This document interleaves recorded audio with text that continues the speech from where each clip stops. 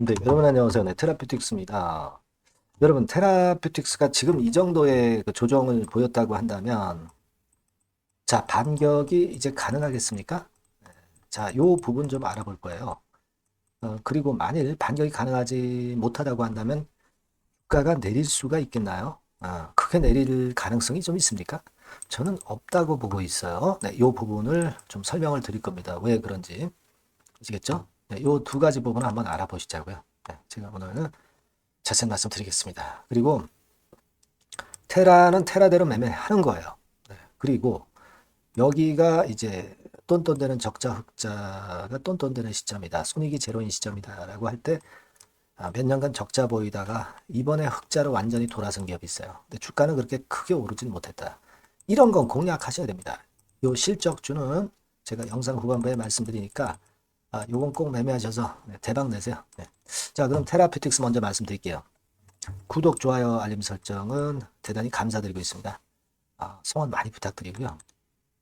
자, 지금은요, 여러분, 주가 모양 자체를 볼 필요가 있습니다. 이런 모양이라고 한다면 이게 급락이 나올 수 없는 차트죠. 네, 요거를 제가 왜 그런지 말씀을 드리는 것보다 여러분들이 이제 투자 오랫동안 하셨으면 좀 차트 보실 수 있잖아요. 그죠? 그리고 또 하나 있죠. 뭐 차트 모양 자체도 그렇지만 매수 청구권 분할에 따른 매수 청구권 매수 청구권 가격이 8,911원이기 때문에 지금 이제 그 가격 근처는 테라 측에서 유지하려고 주가를 관리할 거예요. 이번에 물적 분할을 확실하게 통과시키기 위해서. 그러니까 지금 최근에 기업 IR을 하는 이유 중에 하나도 이것이다라고도 봅니다. 물론 이제 다른 의도도 있을 수도 있어요. 네, 이 부분은 제가 말씀을 올렸었죠. 뭐 이따 또 말씀을 드리겠지만 그렇게 생각이 들어요. 그래서 이게 뭐 지금 매수 청구권도 있고 뭐 그리고 차트 모양상으로 급락할 차트 모양이 절대 아니고 그런 것도 생각하셔야 되고 지금 뭐 외인 기관 동향은 크게 우리가 주목할 수 있는 상황은 아니고요. 네, 그건 생각할 가치조차 없어요. 자, 그렇게 좀 말씀을 좀 드리고 싶고 그리고 이제 테라피틱스의 NK 치료제 건에 대해서 24일에 10월 24일에 재료 나왔던 거는 다 아마 여러분 숙독을 하셨으리라고 보여집니다. 네, 근데 여기서 결국 그 포인트는 뭐예요? 네, 포인트는 뭡니까? 그러니까 2026년을 허가를 목표로 한다는 것을 최근 기업 설명회에서 주지시키고 있고 이 일정은 그 공개를 잘 안 했던 모습인데 이번에는 구체적으로 일정을 공개를 하면서 주주들의 그 불확실성을 덜어낸 거 이런 부분들은 상당히 좋았다 이렇게 보여집니다. 그리고 내용을 보시는 분들 다 아시겠지만 SEER3 유럽 임상 이 텀라인 발표는 내년 초쯤으로 그렇게 얘기가 나왔고요. 시어2 텀라인 그러니까 미국 임상이죠. 네, 그거는 내년 하반기 뭐요 정도 나와 있고 구체적인 일정 수순들을 쭉 이제 나열을 했어요. 그러니까 여러분들이 잘 보시면 아실 겁니다. 다시 한번 나중에 보시고요. 결국 라이센스 아웃과 함께 미국과 유럽에서 신약 허가가 추진될 예정이다. 이겁니다. 근데 사실 이런 건에 대한 일정에 대한 불확실성을 우리가 거쳐주는 이런 발표는 좋은데 사실은 주주 입장에서는 자 당장 주가가 좀 올라갈 모멘텀을 지금 당장 좀 내면 좋겠다. 이런 생각을 하실 수가 있는데 이거는요 제가 볼 때는 이 매수 청구권 행사할 수 있는 기간이 아직 남아있기 때문에 요거는 충분히 이제 또 HN 테라피틱스 사측에서 준비를 하지 않겠느냐 그런 생각을 하고 싶습니다. 사실 물적 분할이 여러분들이 알고 계시는 이번에 물적 분할 자체가 사실은 이제 일반적인 통념으로는 회사 측에 좀 유리하고 주주 측에는 조금 불리한 정도로 정설이 그렇게 나타나 있죠. 그죠? 사실 뭐 물적 분할이 강점도 있기는 하지만 소액주주 입장에서는 뭐 그다지 그렇게 영향가 있는 건 아니기 때문에 회사 측에 좀 유리하기 때문에 아무래도 사측에서는 주가 관리해서 매수 청구권 금액이 크게 나오지 않도록 제가 그 매수 청구권 금액 한도 말씀을 좀 드렸죠. 아마 그렇게 할 가능성이 좀 높지 않겠나 이렇게 좀 생각이 들어요.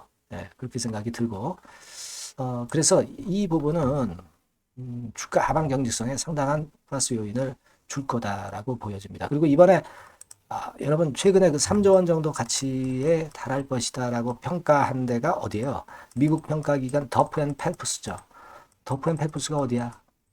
잘 모르는데 이렇게 생각할 수도 있지만 영국 피치사가 인수를 한 쪽이기 때문에 피치사 쪽 부류의 판단이다. 이렇게 보실 필요가 있는 겁니다. 그러니까 공신력은 없다고 볼 수는 없는 거예요.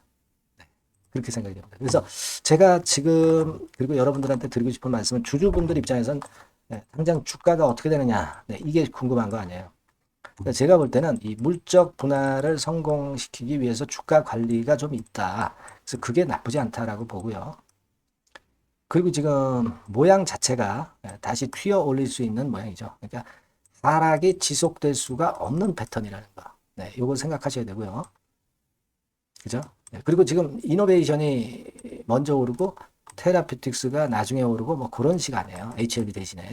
그러니까 자기 차례를 기다려보자.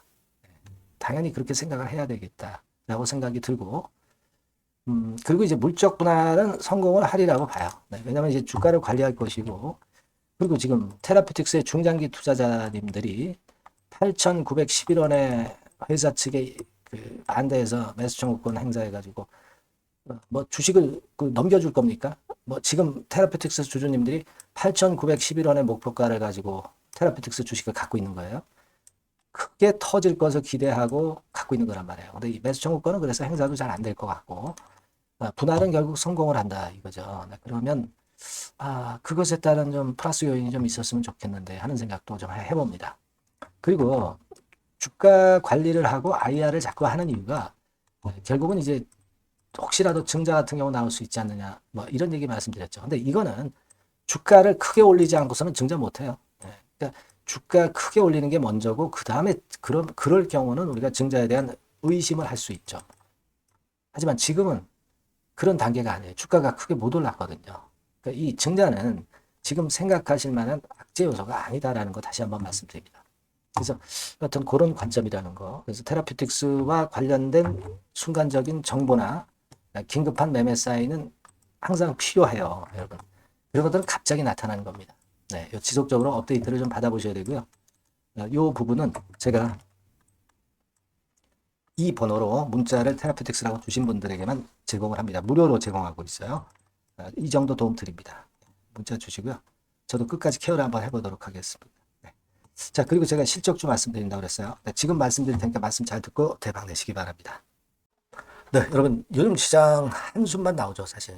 네, 뭘 사도 그렇게 쉽지는 않아요. 자, 이럴 때는 여러분 실적주를 하시는 거예요. 실적주. 네, 이게 결국 돈이 됩니다.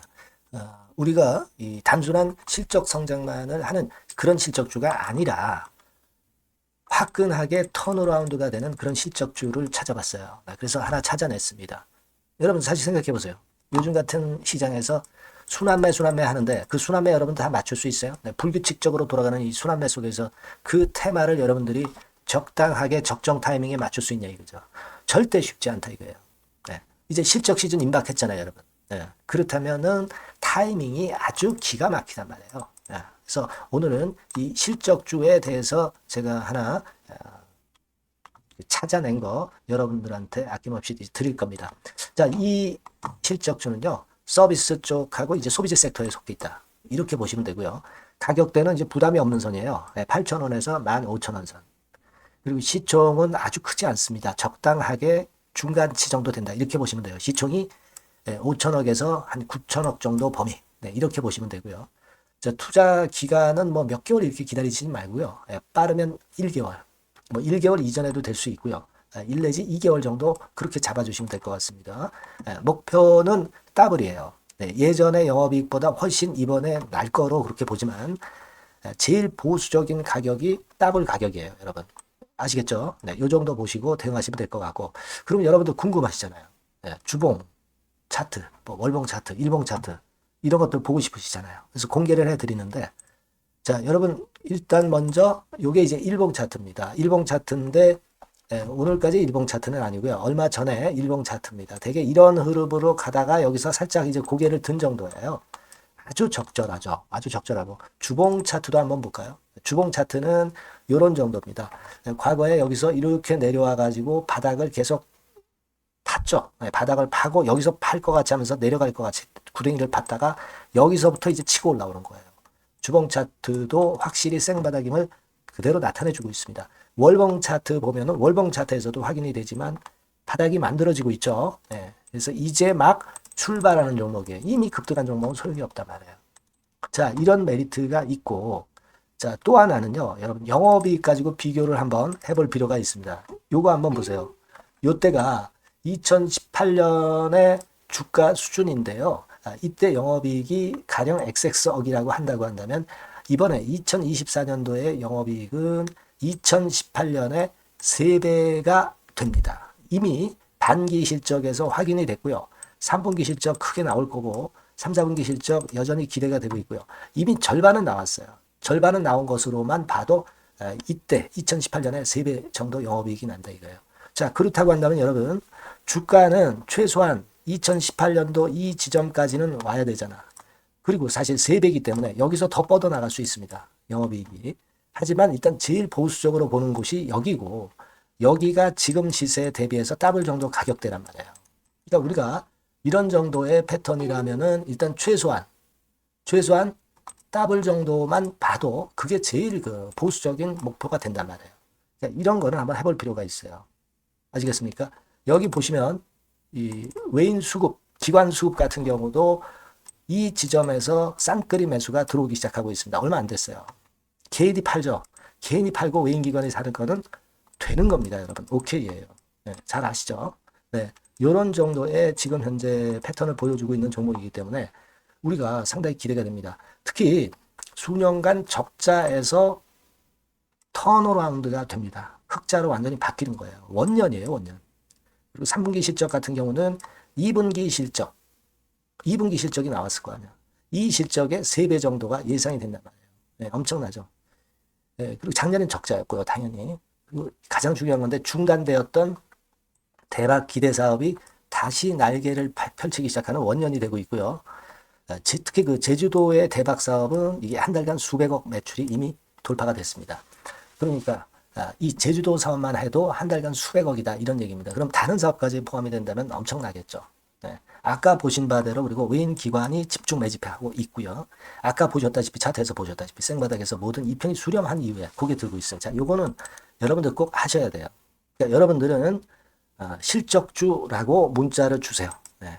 실적주라고 문자를 주시면 제가 최선을 다해서 여러분들을 도와드릴 겁니다. 요번에 바뀐 새로운 번호 이걸로 실적주 이렇게 문자를 주시면 제가 최선을 다해서 매수부터 매도 그리고 중간에 주가 AS까지 계속 업데이트해서 드릴 겁니다. 여러분 요 종목 꼭 해서 대박 한번 꼭 내시기 바랍니다. 실적주라고 보내주세요. 네, 감사합니다.